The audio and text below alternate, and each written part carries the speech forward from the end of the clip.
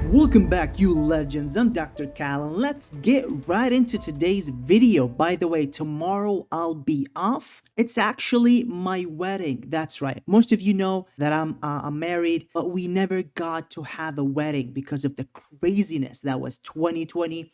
2021 and 2022. I'll be off tomorrow. It's my wedding and super excited. I'll be back, guys, hopefully by Sunday with a video update. So let's jump right into it. So this is the stock market map. What can you see on the map? Usually when I see something like this, it looks like a typical market day. What is a typical day looks like? Some stocks are red, some stocks are green. Amazon, Tesla doing okay, Microsoft, Apple flat. It looks like a normal market day. Then you look at the price action and it kind of looks crazy, like a roller coaster, right? We had a gap up, a rally, then a sell-off after the after the third 10-minute candle. In fact, I closed my long positions on that third 10-minute candle. I had two long positions. If you're part of the community, you already know that. I had two long positions. I closed half of my position at the third 10-minute candle. It was up about, I think, 120%, something like that. Then I had a stop loss at cost, and that stop loss was triggered, obviously, after this sell-off. So I ended up, I think, with a 60% profit, something like that. So cut 120 in half, that's 60%. Had another long position that was a much further out option contract. I closed that up, I think, about 3.3% up in the green, something like that. And I decided to just wait and assess and look for a new entry.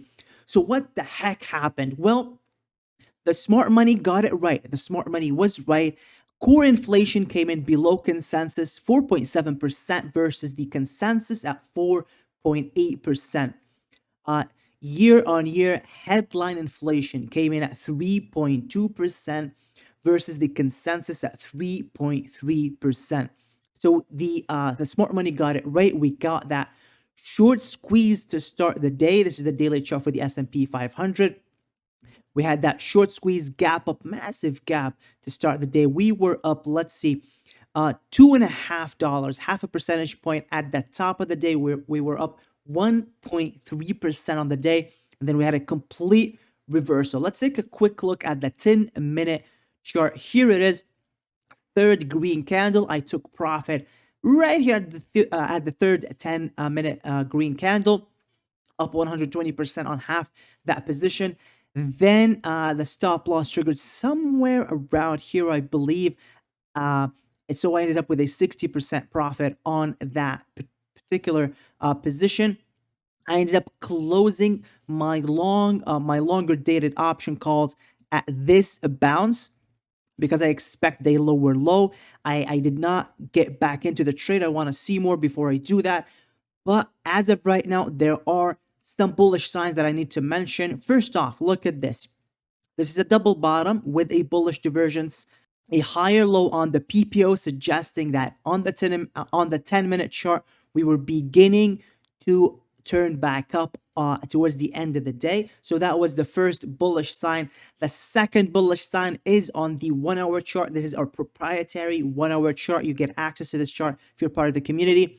So what happened today? We opened exactly at the tip of the resistance line, the upper edge of this falling wedge. A falling wedge, guys, that looks something like this usually is a bullish market structure, a bottoming market structure. The psychology behind it is this. Initially, you have market action that is very choppy, very volatile. Then volatility begins to contract and contract and contract. The smaller the candles get toward the bottom of the wedge, mean that really sellers are beginning to lose conviction. Sellers are capitulating, if you will. And that indicates that as volatility contracts, more and more buyers are stepping in, higher lows are being made, and then you get the break. Usually the break happens, as I mentioned in not the last video, the one before. Usually it happens at the edge of the descending wedge. That's exactly what happened. We opened at resistance and we rallied on, and then we had that beautiful rally to start the day, finishing the 1-hour candle green. Then we had a complete reversal. We went back all the way to fill this gap. This was unfinished business, right? We had the market close on the lows of the day yesterday. And so the market had to attend to this unfinished business. It doesn't always happen the next day. Sometimes we'd get a short squeeze, a really big short squeeze, and then the market comes down and fills the gap, right? And that was in line with what I was expecting. I expected 2 green days, then a really failure, then a pullback down to fill this gap and potentially the gap lower at 420. What is happening now is interesting. We're beginning to see clearly, look at this bunching of candles. We're getting really big candles, a big red candle, so very large candles, but we're not going nowhere. We're just chopping in the same exact range. And if I pull up the 1 hour chart, and I draw a range here, guys, drawing a range really helps define what you're seeing on the screen. Here it is. Pretty obvious range, right? We had a high, lower lower lows, consecutive lower lows. But there's something that's changing. There's a change in momentum, and we can see that on the PPO. As momentum continues to rise, it means more and more bulls are joining in and buying. And we can see some signs of that. And what do I mean by that? Look at this. So we had a pullback to this support line, hit it once, then we hit this support line. So we had once, twice, 3 times on this bright blue support line, once on this dark blue support line. And this indicates that more and more sellers are beginning to take profit, short sellers, that is, beginning to take profit earlier and earlier, right? They did not push price all the way down to the dark blue support line. And if you notice again, here it is today. They did not push it all the way back to the bright blue support line, and they established a new support line. Here it is. I should probably change the color. Let's do, I don't know, let's do blue, okay, turquoise. Let's do turquoise. Here it is. This is the new support line. Now, as you notice, the sell-offs are beginning, are stopping earlier and earlier before hitting those major trend lines. This is a sign that, yes, there's a reversal happening. Market momentum to the downside is slowing. If we're forming a major market bottom, usually what happens is you get a lot of chop that looks like this. Then the chop begins to consolidate towards the upper half of the range. And what is the clue? Well, the clue is the 5-day moving average. It's this gray moving average right here. The first sign of a new uptrend starting is when price closes above the 5-day. When that happens, you'll see the second sign of a new uptrend, which is again bunching up of candles at the upper half of this range. So that's kind of what we're expecting now. We're expecting that as this 5-day moving average begins to flatten, price will recover it, and then will begin to bunch towards the upper half of the range. And then we could see continuation to the upside. That will be typical of what happens in a major, something like a medium term. So the bottom for the month, or a bottom for a couple of months. That's usually what happens. I was not expecting a medium-term bottom here. I was expecting just a short-term bottom right here, a rally to 450 today. We got that 451 continuation. The next day to 455 to fill this gap, and then we move back down. That's not what is happening, and the market is giving us clues that this potentially could be a medium-term bottom, not a short-term bottom, because when you see a lot of bunching of candles like this, instead of a quick bounce like that, that usually means that this is a more significant market structure that's forming. Another early sign of a trend reversal to the upside is this. This is one of those key charts that I recommend everybody look at, and it's the NASDAQ 100 relative to the S&P 500. I use the triple Qs divided by the SPY. And that's up top. That's the ratio chart up top. Down below here in blue and black is the S&P 500. This is the 10-minute chart. And what do you see on the chart? What do we see on the chart? Here it is. A low, a higher low, a higher low, a higher low. What does this look like? It kind of looks like a volatility contraction pattern with higher lows, with the exception of this spike. If we did not have this spike, this would be a typical volatility contraction pattern with higher lows, something that looks like an ascending triangle, which is bullish. Then if we take a look at the SPY, what do we see on the SPY? A low, a slightly higher low, but then a lower low, right? So this is divergence, right? We have a lower low here versus here, while the NASDAQ has a low here and a higher low here. So this is a divergence. This is a positive divergence, a bullish divergence. Why is that? Well, with the NASDAQ, you want to see it leading, the NASDAQ 100, you want to see it leading in uptrends. And so when you begin to see the NASDAQ leading, when the market is flat or basically red after a lot of selling, right? How many days of selling? Couple of weeks of selling. We're now beginning to see the NASDAQ making higher lows relative to the S&P. This tells me that buyers are becoming more optimistic. They're beginning to buy the tech heavy, growth heavy, risk on sectors in the NASDAQ.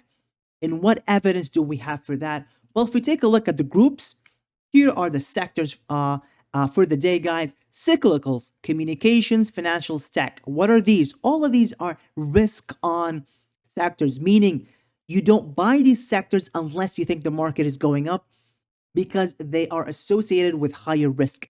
And the rule says if you are expecting the market to move higher, you can expose yourself to more risk.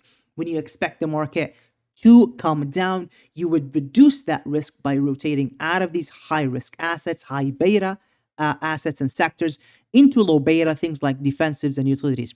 Today, we had cyclicals, consumer cyclicals like Tesla, Amazon leading, financials leading, communication services like Google. Then we had tech. So we're beginning to see signs of buying.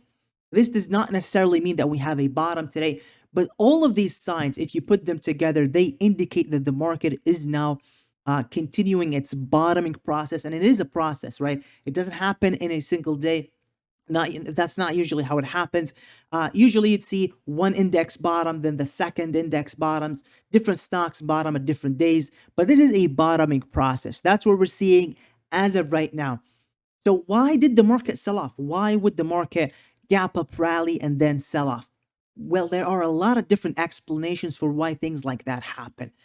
The simplest is the bulls contested this resistance. They broke it, right? They broke that resistance. That was the first bullish sign that they're taking control.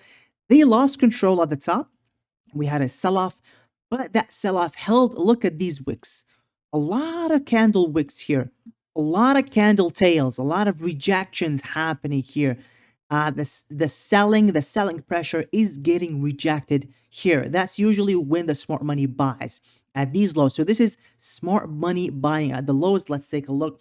445.8 and below, that's where the smart money has been buying. Speaking of the smart money, what is the smart money doing? This is HY divided by SHY. It's a ratio chart that defines risk appetite in the bond market. Up top is the risk appetite in the bond market. I use a similar chart, XLY divided by XLP, for the risk appetite in the stock market. They're completely different, guys.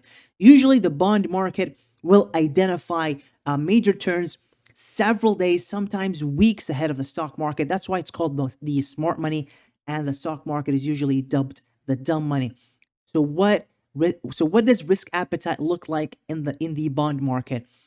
Well, unlike the stock market, the bond market risk appetite was rising. It is continuing to rise. Do you notice the difference? Lower lows on the S&P 500, higher lows on the risk appetite indicator in the bond market. And if we take a look again at smart money up top, the HYG high yield bonds versus the S&P 500 down below, again, consecutive higher lows until today. Today was the first day where the smart money made a lower low versus the day prior. Today was the first day that happened. And usually, guys, when that happens, it means that the divergence is over. And usually when the divergence ends, you'd see a resolution of the divergence towards the direction that the smart money took. That quite often means that the stock market will now begin to follow the divergence of the smart money, and the smart money will now begin to consolidate and potentially even begin to move down as the market moves up. And that would establish a negative divergence, a bearish divergence. So something that looks like this, right? A rally in the S&P, higher highs, while the smart money makes a lower highs. That would establish a negative divergence and would be a warning sign that this rally will be short-lived and will be used to sell into. We don't know that yet. We have no idea. I'm just going through what the game plan would look like if this divergence develops. Very quick reminder, guys, I do have a special promo to celebrate the anniversary of the Money Time Machine YouTube channel. It's been a year since my first stock market analysis video upload. Initially, guys, this promo was exclusive to existing members. I upgraded all the existing Ghost Legend members to this special status called Resurrected Legend, and it's equivalent to the Living Legend membership. So you get the Living Legend membership, the $120 per month membership, at a 70% discount if you choose to pay annually. You have to click pay annually, guys. Otherwise, this membership will be, the payment will be declined automatically. If you want to pay monthly, you can just go for the Resurrected monthly, and it's still a 54% discount. This promo, guys, ends this weekend. Again, initially, I only had it available to existing members, but I wanted to open it up this week. And I've never done a discount this big before. I'll probably never do one again. If you've been wanting to join, this is the perfect time to do it. That's how you get my daily stock market analysis, all of my trades and investments, and all of my trade setups. I share about half a dozen different setups at any given week, usually swing trades or investments. Obviously, guys, you don't need to pay for anything. I appreciate you just watching, liking the videos, commenting. I really, really appreciate it. But if you want to show your support to the channel, or maybe you want to have access to the trade setups, my trades, my investments, what I'm doing, my daily analysis, and what I think is happening in the market. Maybe you have questions. Maybe you want to run, you want to run some setups by me. You want to have some feedback. I do all of that in the trading community. And again, this is the cheapest it's going to get. Again, guys, thank you so much for your support. Okay, now let's take a look at the NASDAQ. This is the daily chart for the triplet Qs. We filled this gap perfectly, 368 basically. Filled it yesterday, came back today, tested it. We had a bit of a wick at the bottom, and this is a spinning top candle, right? A long wick or tail. I should say a tail at the bottom, a wick at the top, then a body in the middle. This is what this candle looks like, a spinning top. A spinning top usually, guys, indicates a trend reversal. When you see it at the bottom of a trend, it indicates a reversal to the upside. When you see it at the top of a trend, it indicates a reversal to the downside. Let me grab a few here so you can see what I'm talking about. Here it is, spinning top at the top. We got a pullback, right? And let me look for another one, spinning top at the bottom. We got a rally. So again, another sign that we're now seeing buyers, we're now seeing bulls regaining control. And again, this descending wedge will inevitably break. We had a test run. Bulls took a test run today to the upside. But this will inevitably be followed by solid green candles and rallies. We just have to be patient, keep looking for those clues that I discussed. Let's take a look at breadth. Up top is the 200-day breadth, and it's holding at the 50-day moving average. Momentum to the downside is now beginning to flatten, which is kind of typical of what you'd expect from a bottoming process, kind of what you'd expect, right? This was a short-term bottom. Momentum was flattening. Then we had a couple days rally, right? Kind of the same look here, momentum flattening. We had a short-term bottom and a short-term rally. That's kind of what we have now. We could see a double dip here, right? A rally in the market, then another dip, and that would be probably the medium term, the longer term bottom that we're looking for. Right now, we're just looking for a short-term bottom. Question mark around whether it is a medium term or bottom or not. We don't know. For me, guys, a short-term bottom is a bottom that lasts a week or so, like a week, maybe a couple of weeks max. A medium-term bottom is a bottom that should last about a month at least. A long-term bottom is a bottom that should last at least for a quarter or around there. Now let's take a look at the NASDAQ Summation Index. It is now hugging the 50-day moving average. The 50-day has acted as support in prior pullbacks. And let's take a look at the New York Stock Exchange Summation Index. It is still negative. It is still pointing down. which means that the trend is overall still down. So again, any short-term bounce or rally will remain a short-term bounce or rally until and only until the summation index crosses back to the upside. Now let's take a look at the fear and greed index. Still greed at 68. The timeline still declining, right? We want to see that. We want to see greed decline when we want to look for a bottom. Market momentum is pointing down, strength is down, breadth obviously down, put to call ratio still rising. Usually want to see a big rejection like this for a longer term bottom, right? A rejection like this. The VIX is above the 50-day and is staying above the 50-day. Let's take a look at the VIX chart. Here it is. A lot of choppy VIX readings here. If we take a look at the 1-hour chart, we made a lower high today. We had this hidden divergence here with the histogram, not the PPO, but the PPO histogram. We had a hidden divergence. We had a pop to the upside, and then we made another lower high. So we rejected again. And if you notice, guys, this is the 50-hour moving average. The green line is beginning to flatten and beginning to actually turn down. That is typical of a trend reversal. So that's kind of what we want to see. We want to see the VIX beginning to turn down, and we want to see the 5-day moving average, this gray moving average, begin to flatten. And that would be a nice signal that, yes, we're getting a trend reversal that is now strengthening to the upside. Okay, let's take a look at seasonality. This is a chart from the Almanac Trader. Here we are, August 8th to August 10th. Usually we get a bounce. We're now somewhere around here. That's kind of where we expect to see a bounce. August 8th to the middle of August, then another dip. And a bunch of choppiness, then a rally towards the end of August. That's kind of what I'm expecting too, guys. I'm expecting a bounce here towards the middle of next week, potential to the end of next week, then another dip, and that should serve as the medium-term bottom. So if we make a lower low versus these lows that we're seeing now, that would be the bottom. If these lows hold, these will prove to be the medium-term bottom. We don't know that yet. It's impossible to know that. We have to see how price action plays out. More seasonality charts here, guys. August. Look at this. This is August, first term pre-election years, and pre-election years after midterm bear, whatever. All we're looking at is this, all pre-election years. That's the important one, the black. And usually, again, a sell-off towards the beginning of August, then a bounce back up in the middle of August, another dip, then a rally towards the end of August into September. And usually September and October are nasty months that we have to be very careful of. But overall, from August, or actually from July all the way to the end of November, the market tends to be flat. So this is going to be an extremely challenging environment to find proper trades. When the market is very choppy like this, buy and hold and swing trading is not as effective when the market is chopping like this. And you want to be rotating into the sectors that do well in September and October. And those are things like healthcare, utilities, and staples. Defensives in general tend to do better in these seasonally bearish months.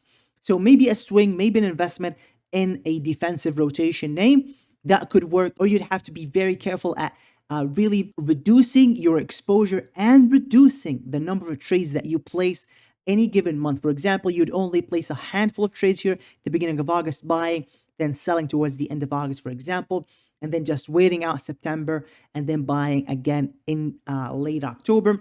But again, you have to, guys, match the seasonality to what is happening on the chart. Seasonality doesn't always match up with what's happening. Sometimes rallies get pulled earlier, sometimes rallies come in late. It really depends. Here's another seasonality chart. Again, same look here, flat, then a big rally towards the end of the year and into the election year, right? So we're talking about November, December, January, and the middle of February tend to be very bullish.